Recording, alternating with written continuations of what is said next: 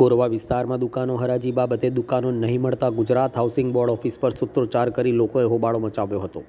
દુકાનોની હરાજી કર્યા બાદ દુકાનો નહીં મળતા ગુજરાત હાઉસિંગ બોર્ડ ઓફિસ પર સૂત્રોચ્ચાર કરી લોકોએ હોબાળો મચાવ્યો છે। રજૂઆત ગુજરાત હાઉસિંગ બોર્ડના એક્ઝિક્યુટિવને કરવામાં આવી હતી, પરંતુ અધિકારીઓ દ્વારા કોઈપણ પ્રકારની વાતો નહીં સાંભળતા ઉગ્ર વિરોધ થયો હતો। અધિકારીઓએ રજૂઆત બાદ જણાવ્યું હતું કે અમારે ગાંધીનગર જવું પડે તેવું કંઈ છૂટા થઈ ગયા હતા, જેને લઈને દુકાનદારોએ ઉગ્ર વિરોધ કર્યો હતો।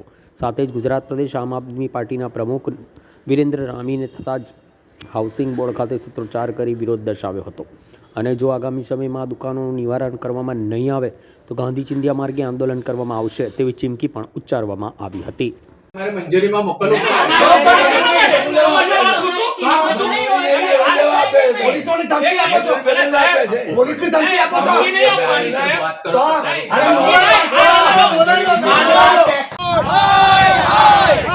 Gujarat housing board, Gujarat housing board, Gujarat housing board દ્વારા ગોરવા ફેઝ 5 ની અંદર 49 જેટલી દુકાનની હરાજી કરવામાં આવી। હરાજીના ટાઈમ પર લોકોએ જે બેઝ પ્રાઇસ હતી એ ભરી, પરંતુ જ્યારે હરાજીમાં એક ફાઇનલ બીડ પર જ્યારે ફાઇનલ બોલી બોલાઈ ગઈ, લોકોને દુકાનની ફાળવણી કરવાનો સમય આવ્યો, પરંતુ ક્યાંક ને ક્યાંક આ લોકોને હવે અત્યારે આંખો ખુલી છે। આ ભ્રષ્ટાચારી અધિકારીઓ અને ભ્રષ્ટાચારી સરકારે હવે આંખો ખુલીને આ લોકોને એવું કહે છે કે હવે તમને દુકાન નહીં એલોટ કરવામાં આવે। કેમ નહીં એલોટ કરવામાં આવે? તો કે ભાઈ પૈસાની બોલી ઓછી બોલાઈ તો તમારે બેઝ પ્રાઇસ વધારે રાખવી જોઈએ ને।